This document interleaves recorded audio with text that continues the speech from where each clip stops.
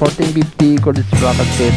Maganda ito sa R15M version 4. Iba-ibang rider, iba-ibang content creator, iba-ibang gamit na setting. Hindi na tayo ng SanDisk Extreme Pro 256.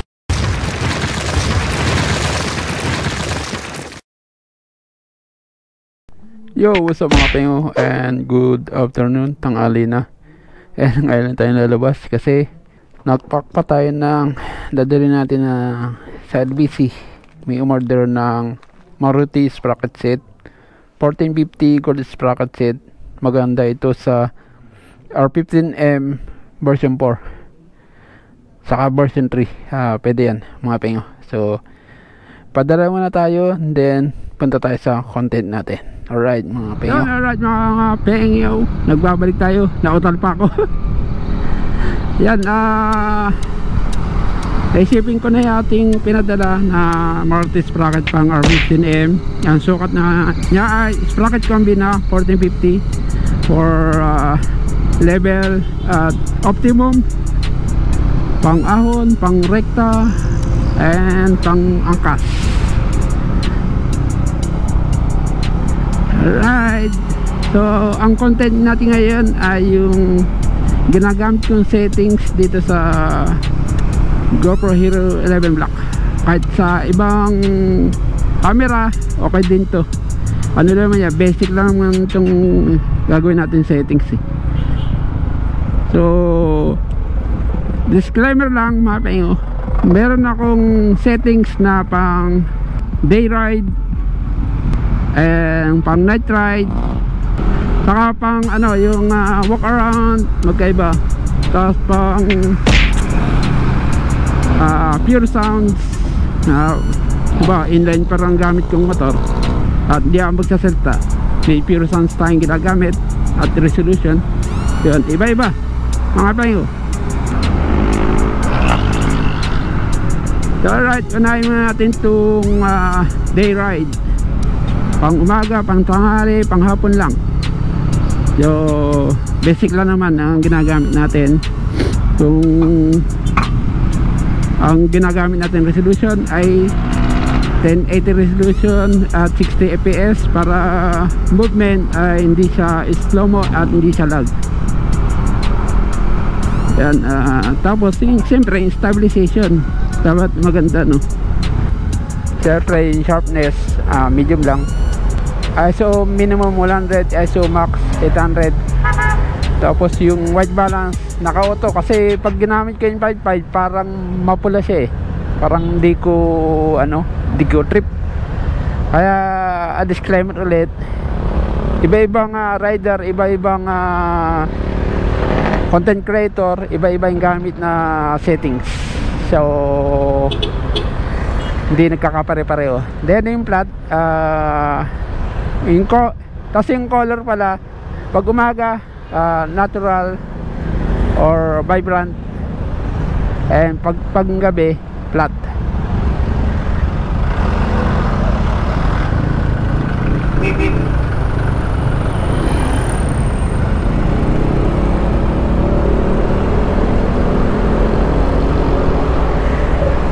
So ngayon lalagyan na sa screen yung settings ko.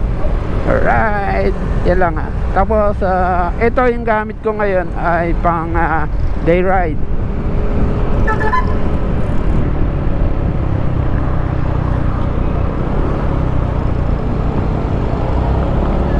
Pangmaga pa, mas maliwanag kasi yung sinag ng araw, kaya ganito gamit ko. Namnamin nyo mga pengyo.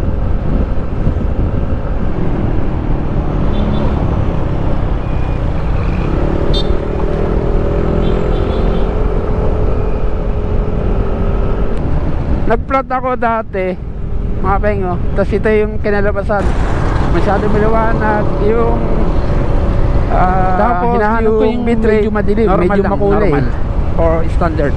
Nawala yung pagkakulay niya.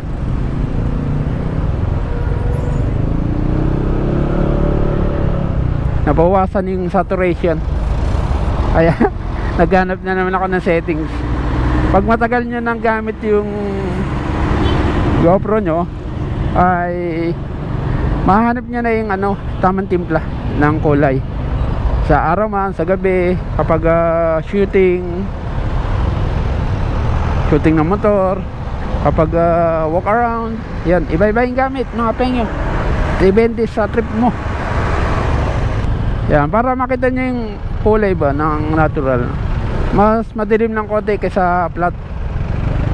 Yan, mas gusto ko kasi yung mga ganitong kulay yung masisiyahan ng mga viewers. So sabi ko pa naman, kahit na malabo ay okay lang. Yung pala kahit pa paano merong nag-review sa atin, no? I-discard dun sa dulo. Diba, i-discard kayo dito, kailangang malilim yung lugar. Yan. Alright. Yan, yung ano, nakita nyo na yung day ride setting natin dito sa GoPro. Gawin naman natin yung settings ko naman panggabi, night ride settings. Ikita nyo, basta yung ibababa natin yung or babaguhin yung from day ride settings. Ang babaguhin lang pagdating sa night ride settings, yung pang low light, yung yung ISO natin nakaset na no, 800D max.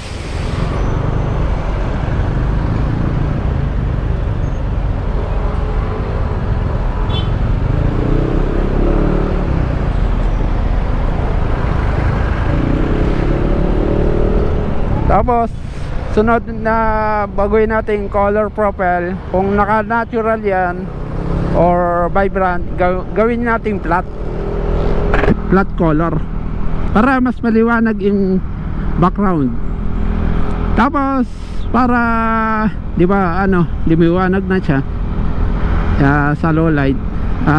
Tapos ang sunod natin galawin ay yung frame rate. The lowest frame rate mas maliwanag sa low light, pero aminin na natin na hindi ba ganda sa low light si GoPro, laging madilim dahil sa ang focus ni GoPro ay for quality ng videos. So kailangan nila ng mas maganda yung kulay. Pero kahit pa paano naman ma-adjust natin para medyo lumiwanag sa gabi, no? Pag nag-ano tayo,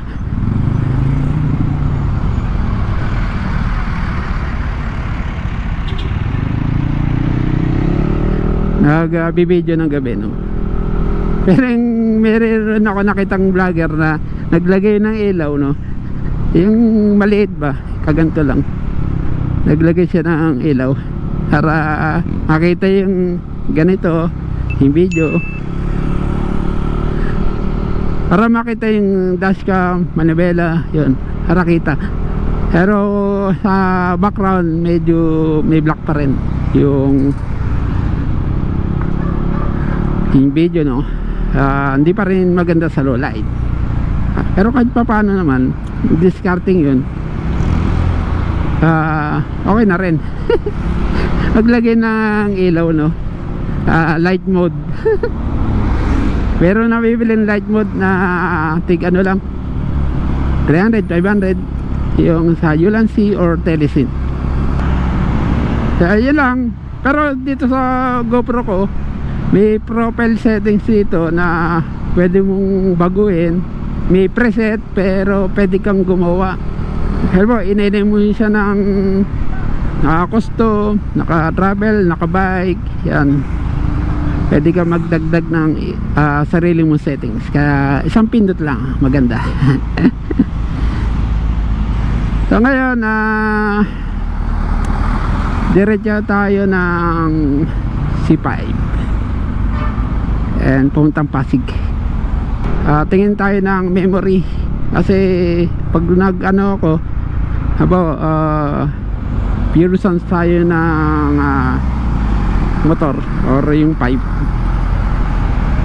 magpo 4K ako, balak ko yun 4K tas raw audio. Kailangan maganda yung memory card ko, no? Abot naman sa memory card. So yung iba Lexar, Samsung Evo yata yung kinakabit nila. Then ang pinakamaraming pwedeng gamitin yung, or may gumagamit yung SanDisk na brand, SanDisk Extreme. Pag pwedeng mag 1080 ka lang, pero kung higher resolution gagamit tayo ng SanDisk Extreme Pro Professional. So meron sample video mga peng kasi wala tayong pa-testing, pero naka 60 frame per second. Konting adjustment pero pwede na. Pero ano yun, yung ISO ko mataas nun, 1.6. Parang hindi nagkakalayo sila, no? Ganun talaga. Pero medyo madilim yung background, pero maganda yung saturation nya.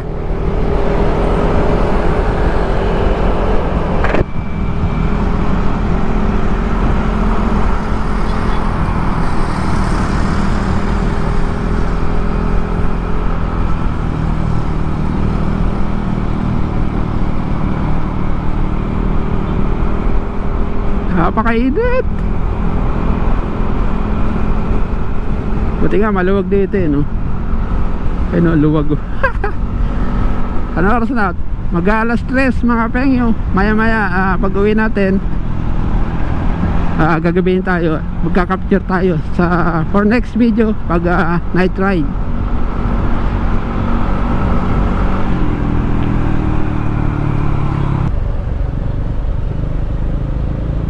Opya. Op.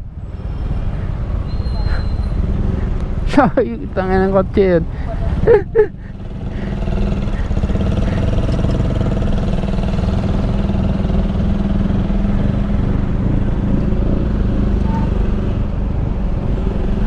Ingat, ingat. Ingat, no. Abot naman sa mga pesa, mga penyo. Kung gusto mo original, kay memory.ph saka kay Christian Low, sa grupo ng mga GoPro. Yan, kung gusto nyo ng legit na store.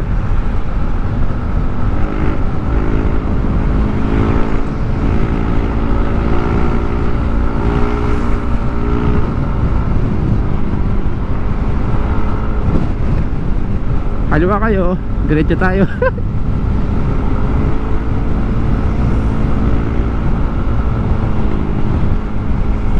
Right, nandito na tayo. Mabilis lang eh. Nakabili na tayo ng SanDisk Extreme Pro 256. So game, kahit na mag high resolution tayo, so okay na. Wala na tayong kaba. Alright, so ang price ilang, medyo pricey na konti, pero okay lang. Original naman 2,120. May nakita tayo 1,700, 1,600. So okay naman yung price na yun. Pero nandito rin lang tayo, ay bili na natin, no? Nagtanong na tayo eh. Abot naman sa high resolution, siguro yung bago nyo lang, or mag settings kayo para one click lang sa profile settings sa atin dito sa GoPro, para one click lang. Gusto mo may raw audio para maganda yung settings. Raw audio, di ko lang anong meaning nun. Lagyan natin sa screen yung meaning ng raw audio. Ginagamit yun sa mga pure sounds. nagbibideo ka ng walang salita, so okay yung gamitin, no? Oh, tanga na, nakakaliwa ako. Hindi ko napansin, sorry kamote.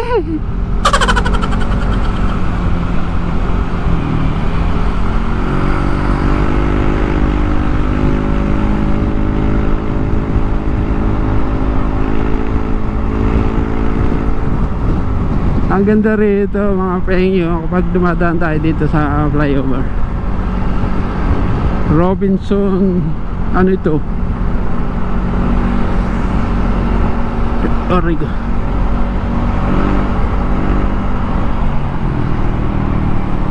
May mall pala dun, Robinson. VXI Concentrics, para mga call center yung tatrabaho dun.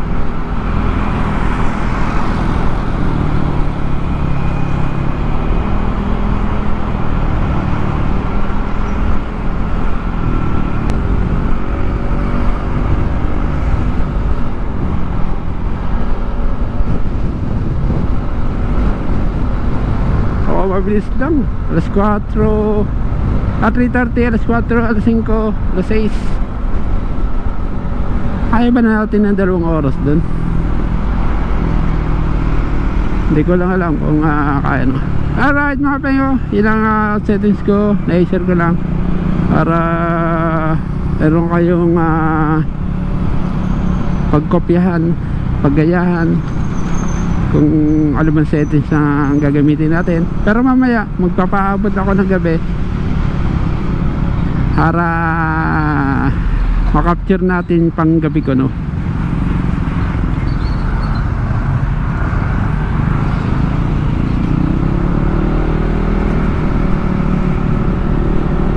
Pang gabing capture video at settings. 1 click lang eh, naggawa ko ng custom. Epic ang pangalan ko ngayon, so ngayon ko lang nalaman na pwede pala mag-add